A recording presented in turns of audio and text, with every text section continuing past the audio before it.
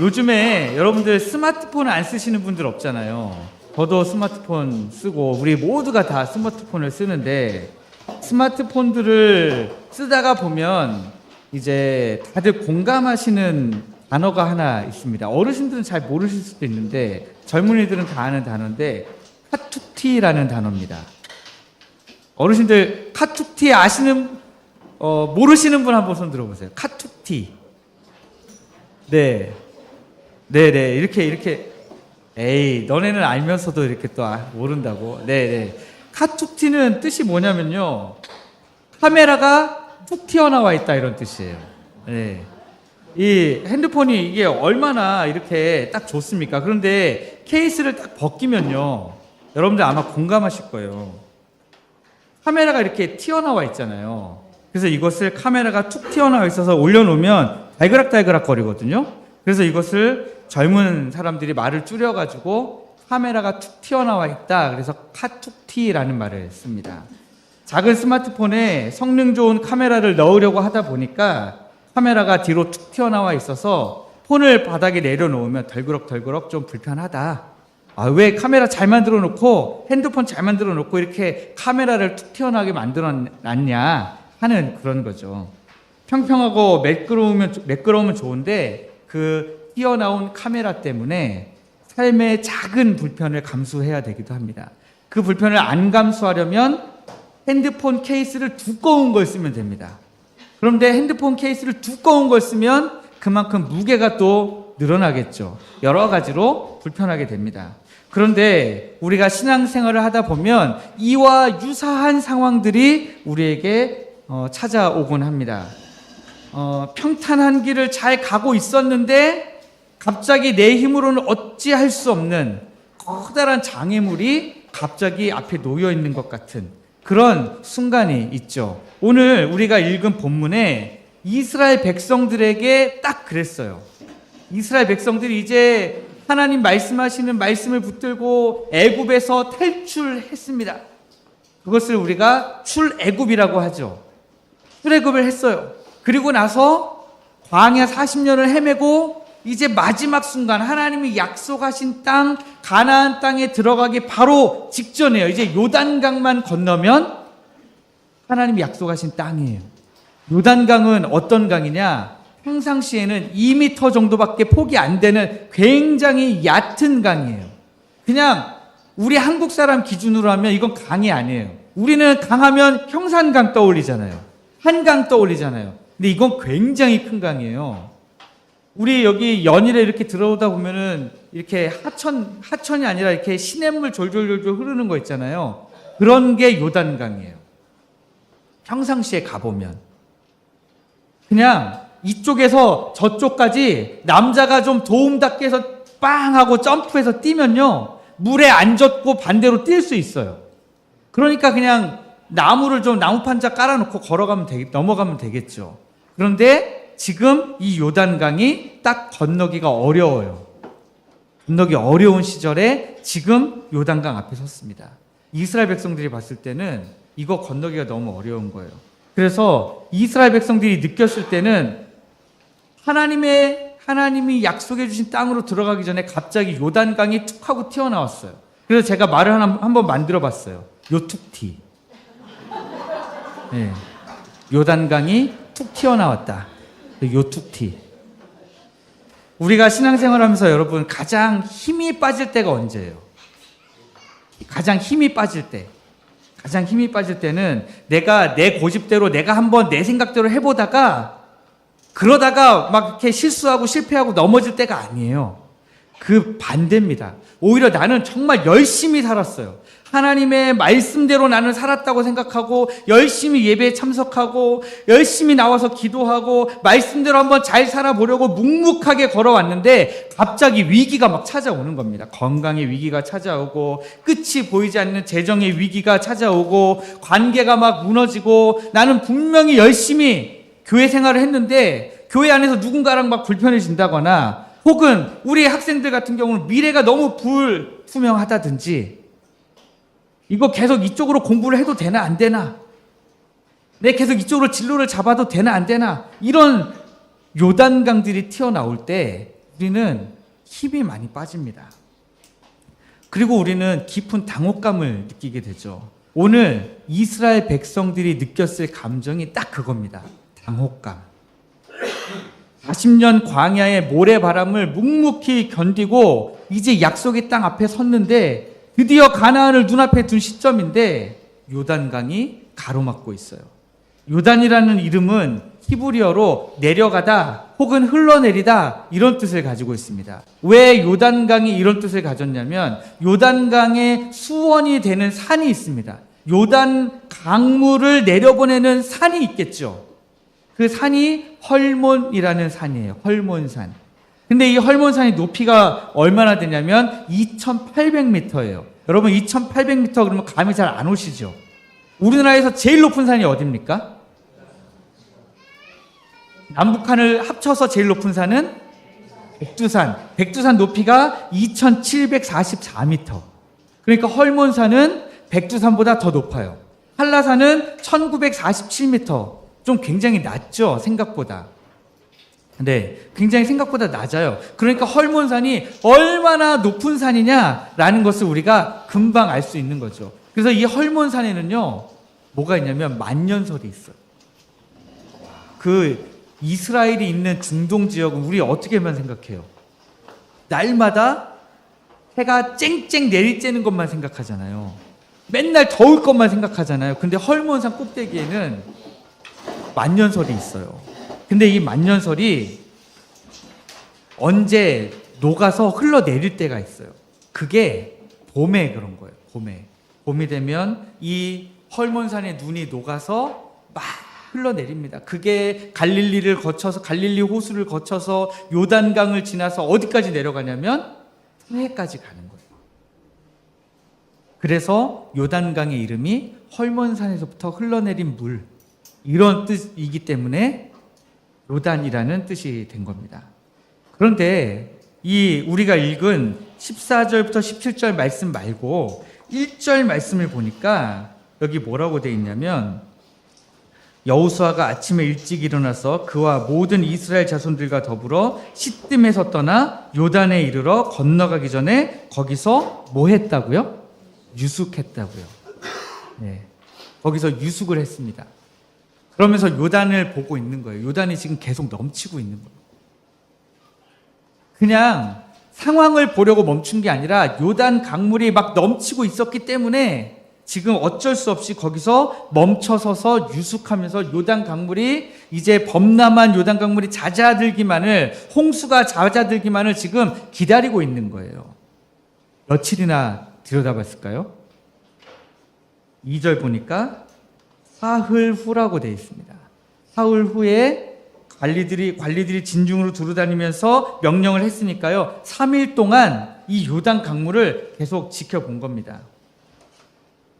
근데 왜 이렇게 됐냐? 15절 말씀으로 다시 넘어오시면 요단이 곡식 거두는 시기에는 항상 언덕에 넘쳤대요. 곡식 거두는 시기가 아까 말씀드린 봄이었습니다. 이 봄철에는 헐몬산에 쌓여있던 눈이 녹아서 급격히 따뜻한 기온에 녹아내리면서 엄청난 양의 얼음물이 토사와 함께 밀려 내려오는 거예요. 그러니 이스라엘 백성들이 봤을 때는 이거 그냥 요단 강물이요, 그냥 범람만 한 게 아니에요. 아주 그 유속은 느리면서도 천천히 불어난 물이 아니라 유속이 엄청 빠르면서 갑자기 불어난 물인 거예요. 안 불어났을 수 있었는데 지금 이스라엘 백성이 도착하는 딱 마침 그 시기에 요단 강물이 엄청 빨라지면서 언덕까지 넘치는 그런 상황이 된 것입니다. 강가에 사흘 동안 텐트를 치고 이 강물을 바라보는 이스라엘 백성들의 마음은 탁 들어가는 거죠. 야, 이거 빨리 가고 싶은데 이것만 넘으면 되는데 왜 여기서 하나님은 도대체 요단 강물을 이렇게 범람하게 하시는가? 그리고 4절 말씀으로 다시 한번 넘어가 보시면요. 4절의 중간 이후에 보시면 너희가 이전에 이 길을 지나보지 못하였습니다. 더더군다나 이스라엘 백성으로서는 처음 가보는 길이에요. 처음 가보는 길에 처음 도착했는데 이제 이 강만 넘으면 되는데 거기서 요단강이 범람한 그 상황 가운데 이스라엘 백성들은 얼마나 당혹감을 느꼈을까요? 아마 이런 질문을 했을 수도 있습니다. 하나님, 우리가 여기까지 어떻게 왔는데 도대체 왜 이러시는 겁니까? 하나님의 말씀을 따라서 광야 40년을 헤매고 여기까지 왔는데 막판에 도대체 하나님 왜 이러시는 겁니까? 질문 드릴 수 있죠. 만약에 여러분, 우리가 이 이스라엘 백성들이었다면 우리는 어떻게 했을 것 같습니까? 우리가 기도의 제목이라든지 일반적인 신앙생활을 통해서 가정해 보면 우리는 아마 은연중에 하나님이 이거 갈라주시면 우리 지나갈게요. 빨리 갈라주세요. 하고 홍해의 기적만 기다리는 신앙이지 않았을까 싶습니다. 홍해는 어때요? 홍해가 갈라질 때는 어땠습니까? 하나님이 갈라주시고 밤새 바람이 불어서 갈라진 다음에 그 다음에 마른 땅이 드러나고 젖은 땅 아닙니다. 들어가면 진흙처럼 푹푹 빠지고 막 발에 막 진흙이 묻어가지고 발이 무거워지고 그런 땅 아니에요. 수레가 못 지나가고 그런 땅이 아닙니다. 하나님이 마른 땅이 드러나게 하셨습니다. 마른 땅이 드러난 그곳을 이스라엘 백성들이 그냥 건너갔어요. 그런데 지금은 어때요? 홍해의 기적과는 완전 다르죠. 하나님이 지금 강을 열어주고 계시지 않아요. 열어주시는 것처럼 안 보여요. 이럴 때 우리는 어떻게 해요? 기도할 때 하나님, 먼저 나를 둘러싸고 있는 이 어려움들이 다 해결되게 해주시면, 그러면 그때 내가, 하나님이 홍해를 갈라주시면 그때 내가 건너겠습니다. 다 해결해 주시면 내가 그때 하나님의 말씀에 순종하겠습니다.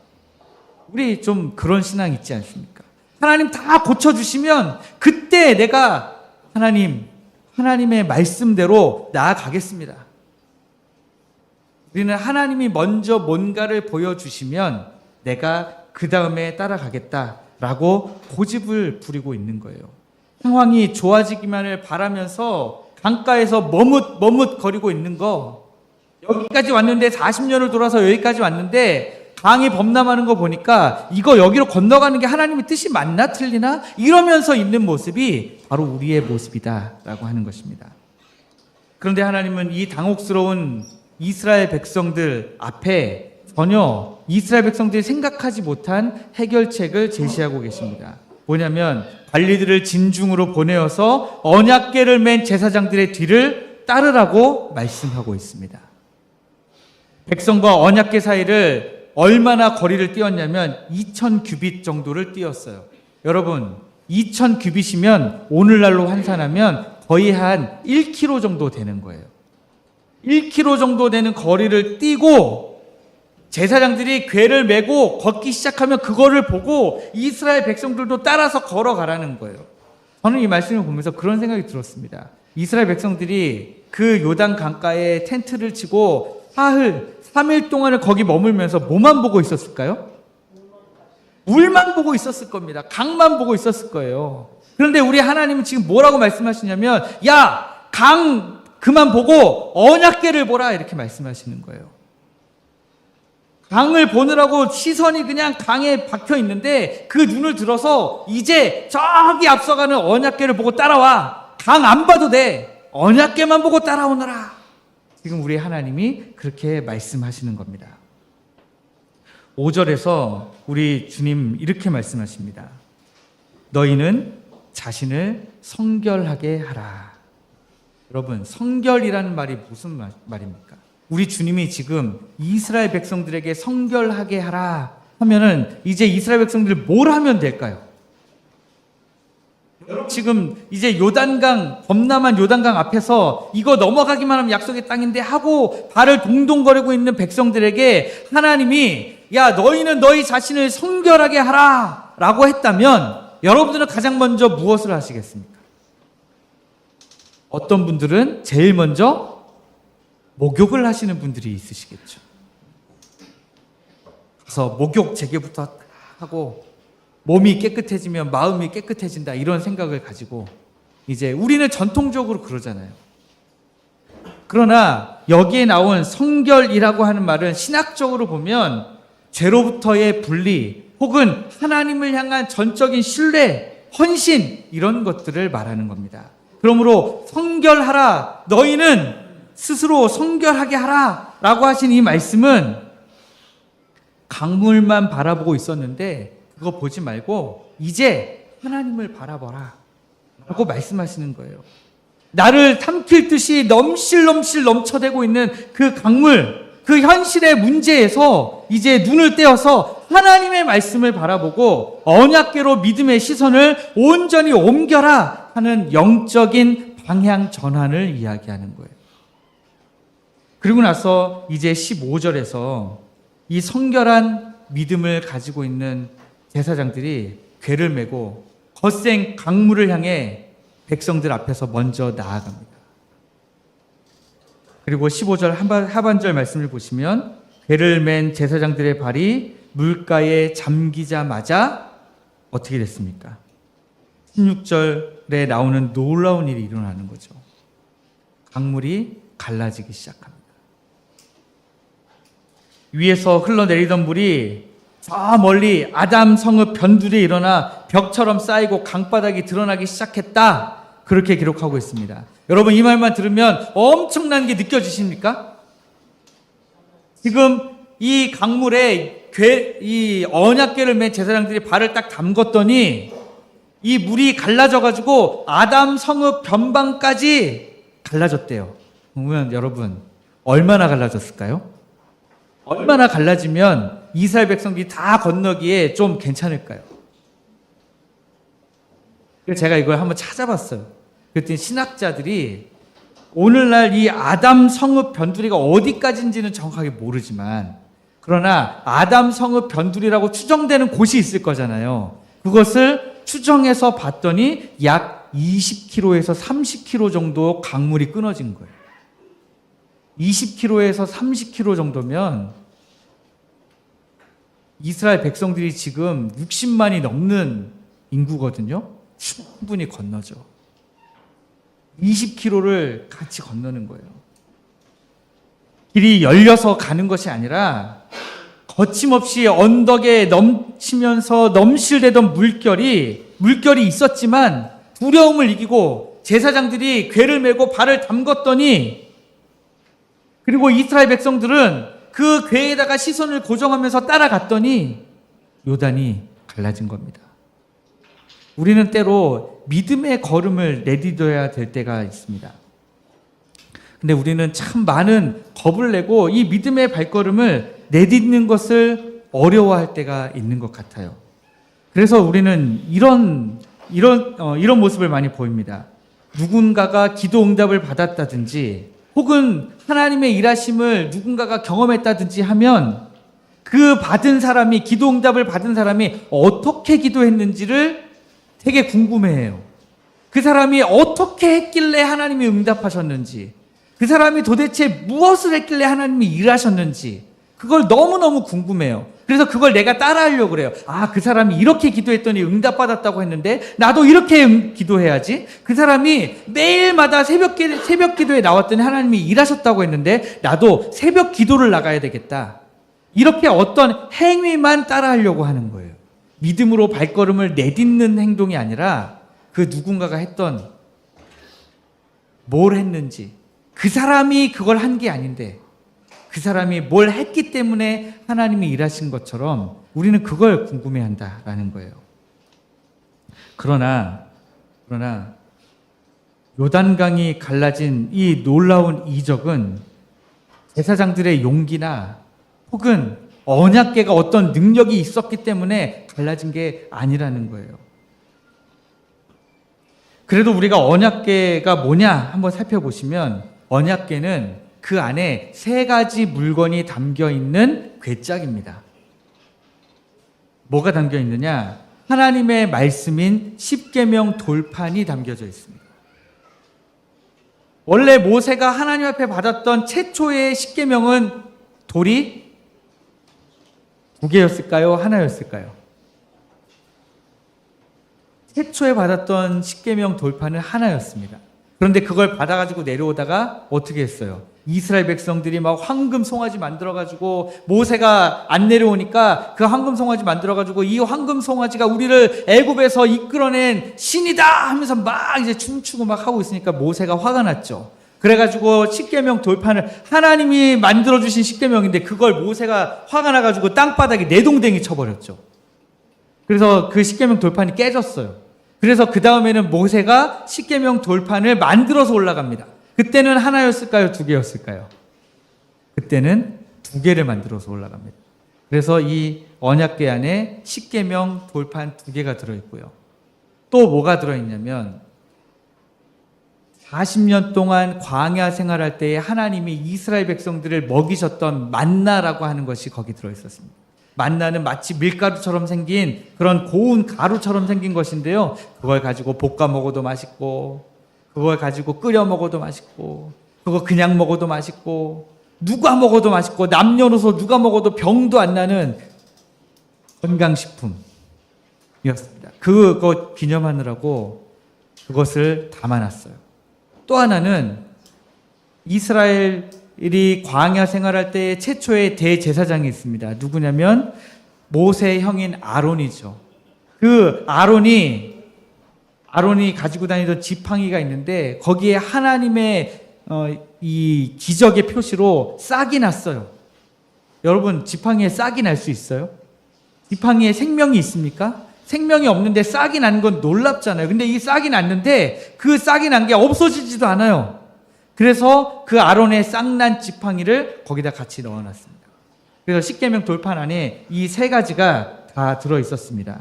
그런데 이 언약궤는 이스라엘 백성에게는 모세 때부터 전해져 온 단순한 유물 이상이에요.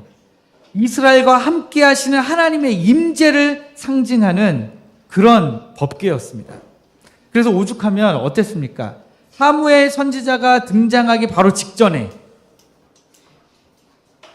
엘리 제사장이 있을 때 그때 이스라엘 백성이 블레셋에게 이제 밀리고 있으니까 어떻게 합니까? 엘리의 제사장의 두 아들이 법궤를 메고 전쟁에 나가요.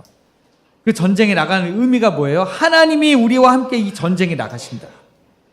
그런데 전쟁에서 결과가 어떻게 됐습니까? 졌죠. 지고 법궤는 빼앗기고요. 그때 블레셋도 벌벌 떨었거든요. 하나님이 나오신다 하고 벌벌 떨었는데 웬걸? 블레셋이 이긴 거예요. 그리고 나서는 그 법궤가 블레셋에 있는 동안에 블레셋의 모든 우상들을 심판하고 블레셋 사람들을 죽이면서 그 법궤가 결국에는 다시 이스라엘로 돌아왔습니다. 그만큼 법궤, 언약궤, 법궤 같은 말인데요. 이 언약궤는 이스라엘 백성들에게 있어서는 하나님의 임재, 하나님이 함께 하신다라고 하는 것을 상징하는 것이었습니다. 그런 법궤를 이 범람한 요단강 앞에서 언약궤를 앞세운다라고 하는 것은 하나님이 먼저 가시면 우리가 따라가겠습니다. 아니, 하나님이 그렇게 말씀하신 거죠. 내가 먼저 갈 테니까 내 뒤를 따라오라 하시는 그런 말씀인 거죠. 그래서 11절 말씀은 이렇게 기록하고 있어요. 온 땅에 주의 언약궤가 너희 앞에서 요단을 건너가나니. 그러니까 이 언약궤가 이스라엘 백성들 앞서서 요단을 건너간다는 것은 곧 주님이, 우리 하나님이 먼저 건너가신다는 것과 똑같은 뜻이라는 것입니다. 그러므로 요단이 갈라진 이유는 제사장들이 용기가 있어서 범람하는 물에 발 담그기가 쉽지 않잖아요. 발을 담그자마자 유속이 지금 빠르니까 바로 휩쓸려 내려갈 수 있잖아요. 그리고 이 법궤는 한 명이 매는 게 아니라 여러 명이 같이 메고 있기 때문에 한 명이 휘청하면 나머지도 같이 휘청해서 쓸려 내려갈 수 있었거든요. 위험했습니다. 그럼에도 불구하고 용기 있게 발을 다 담근 거예요. 앞에 사람들이 담그고 중간 사람들이 담그고 그 다음 사람들이 담그기까지 맨 앞에 선 사람들은 얼마나 무서웠겠습니까? 그런데 그렇게 발을 담궜기 때문에 요단이 갈라진 것이 아니라 우리 하나님이 먼저 가셔서 갈라놓으시는 것이다 라는 것입니다. 헐몬산에 눈을 녹여서 딱 이 시기에 요단강을 범람하게 하신 분도 우리 하나님이시고 그 흐르는 물줄기를 한순간에 멈춰 세워서 20km, 30km나 후퇴하게 만드신 분도 바로 우리 하나님이시다라는 사실입니다. 하나님이 우리보다 앞서 건너가고 계신다는 사실이 중요해요. 우리가 당황하며 서 있는 그 거친 물살 속으로 하나님이 먼저 가셨기 때문에 요단강은 더 이상 우리를 막아서는 장애물이 될 수 없다는 거예요. 하나님의 영광을 드러내는 통로가 된 것입니다. 그러므로 여러분, 지금 여러분들의 인생 가운데서 느끼고 계시는 그 요툭티가 아니라 하나님의 영광을 내 인생에서 드러내기 위한 정말 엄청나게 좋은 수단이다라는 사실을 기억하시면 좋겠습니다. 이 요단강을 건넌 사건은요, 단순히 이스라엘 백성들의 전설적인 이야기로 끝나지 않아요. 성경은 이 장면을 통해서 우리에게 가장 중요한 복음의 한 장면을 미리 보여주고 계십니다. 제사장들이 언약궤를 메고 범람하는 요단가에 발을 내디딜 때 헐몬산 꼭대기에서부터 쏟아져 내려오던 거친 요단의 물길이 갈라졌다고 말씀드렸습니다. 이 모습은 훗날 이 땅에 오실 참된 언약궤이신 예수 그리스도의 십자가를 완벽하게 예표하고 있는 거예요. 이 제사장들이 언약궤를 메고 그 물에 발을 담글 때 그 두려움을 이기고 담궜습니다.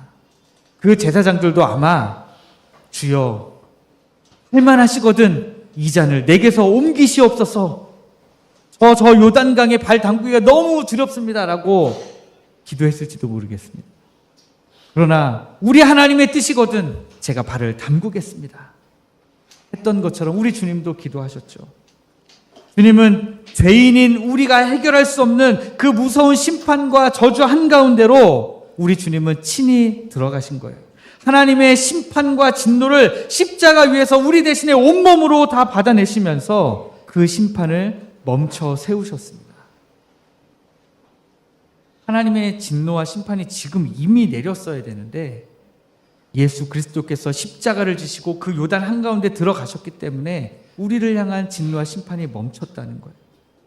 언약궤가 요단 가운데 굳게 서서 이스라엘 백성들이 다 지나가기까지 길을 지켜준 것과 같이 우리 주님은 지금도 그 십자가를 통해서 구원의 길을 우리 앞에 활짝 열어놓고 계십니다. 아직 그 십자가를 치우지 않으셨어요. 이것이 오늘 우리가 누리고 있는 복음의 정수다라고 하는 거예요. 오늘 본문 17절 말씀을 보시면 중요한 장면으로 끝을 맺고 있습니다. 모든 백성이 요단을 건너기를 마칠 때까지 요단 가운데 마른 땅에 굳게 섰더라. 제사장들은 언약궤를 메고 들어가서 강물이 멈췄을 때 그 다음에 여러분 이제 어떻게 하면 될까요?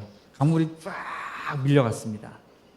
그 다음에 여러분들이 이 궤를 메고 있는 언약궤를 메고 있는 제사장이라면 이제 어떻게 하시겠어요?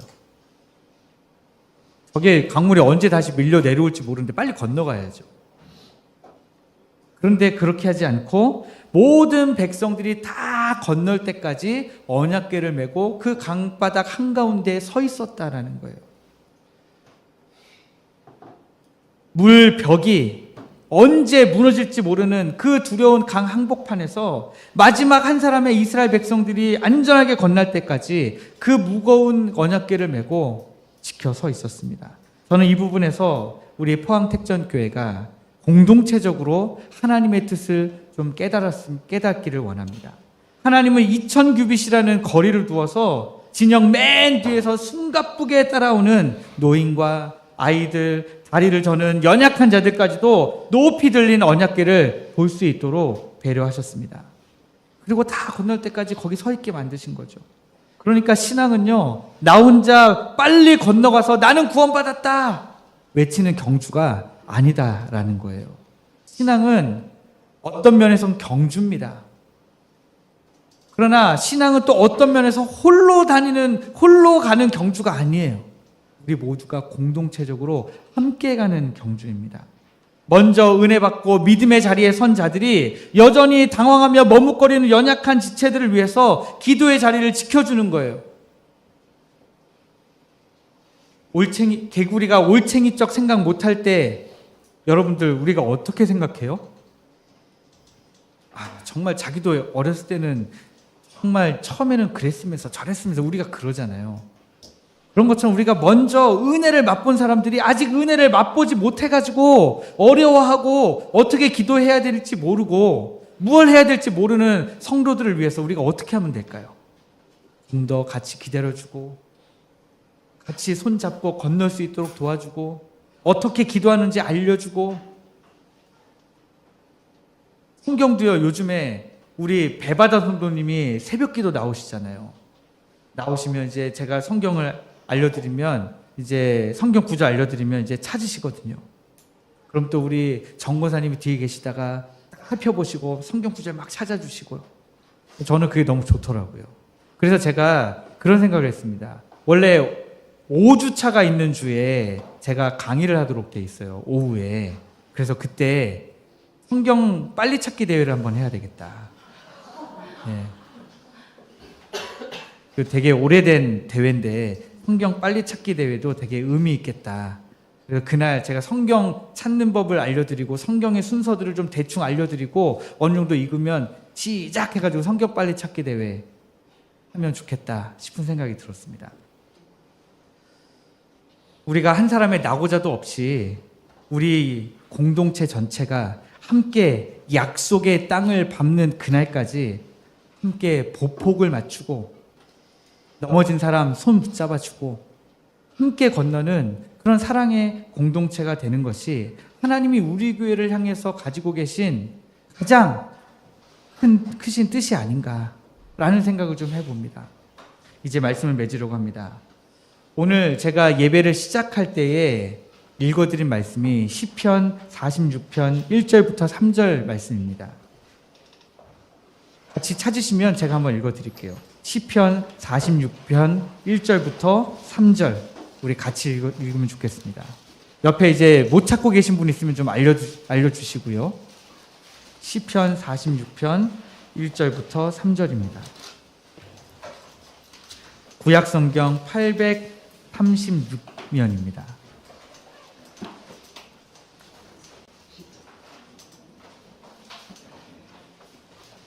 네, 같이 한번 읽어볼게요. 시작. 하나님은 우리의 피난처시요 힘이시니 환난 중에 만날 큰 도움이시라. 그러므로 땅이 변하든지 산이 흔들려 바다 가운데에 빠지든지 바닷물이 솟아나고 뛰놀든지 그것이 넘침으로 산이 흔들릴지라도 우리는 두려워하지 아니하리로다. 아멘. 여러분, 인생에 갑자기 툭 튀어나온 요단강이 언덕까지 넘쳐오르고 우리 삶을 당혹스럽게 흔들지라도 우리가 두려워하지 않을 수 있는 이유는 피난처 되시는 예수께서 친히 언약궤가 되어 십자가에서 그 죽음의 물결을 멈춰 세우셨기 때문입니다. 그러므로 요단을 건너는 힘은 우리의 능력에서 나오는 것이 아니라 우리를 도우시는 주님을 전적으로 신뢰하는 성결과 순종에 있다는 사실을 여러분들 기억하시면 좋겠습니다. 그래서 여러분들의 삶에 툭 튀어나와 있는 그 요단강, 요 툭튀 앞에서 원망과 불신앙을 버리고 땅이 변하든지 산이 흔들려 바다 가운데 빠지든지 바닷물이 솟아나고 뛰놀든지 그것이 넘침으로 산이 흔들릴지라도 우리의 영원한 도움이 되시는 우리 주님만 바라보면서 믿음의 발걸음을 정말 힘차게 내디디시는 여러분들 되시기를 주님의 이름으로 축복합니다.